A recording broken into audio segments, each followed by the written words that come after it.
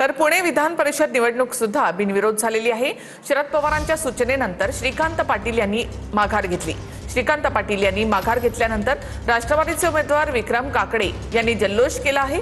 पुण्यामध्ये संजय काकडे यांनी मुलासाठी शरद पवारांना विनंती केली।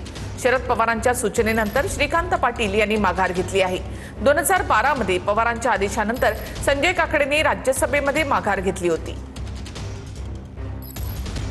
शरद पवार असतील किंवा तुमच्या पक्षाचे वरिष्ठ नेते यांच्यासोबत काय तुमची चर्चा झाली का? त्यांनी तुम्हाला काय सांगितलं की सुनेत्रा पवार यांनी थेट त्यांना फोन केला का? म्हणजे शरद पवारांचे काही संवाद झाला का? हो, संवाद त्यांनी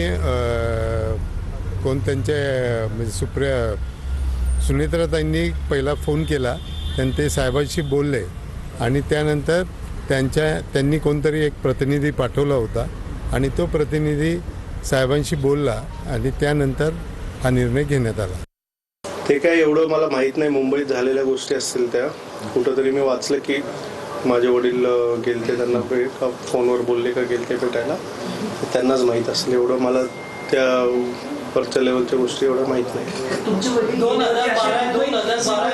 तुम्ही पुनरावृत्ती केली, वडिलांची परंपरा कायम राखली बिनविरोधची, हे कसं याचं काय कसं? आता आम्ही तर तयारी केली ती सगळी निवडणुकीची, झाला तर चांगलीच गोष्ट आहे, बिनविरोध झाली, त्यांचेही आभार मानतो।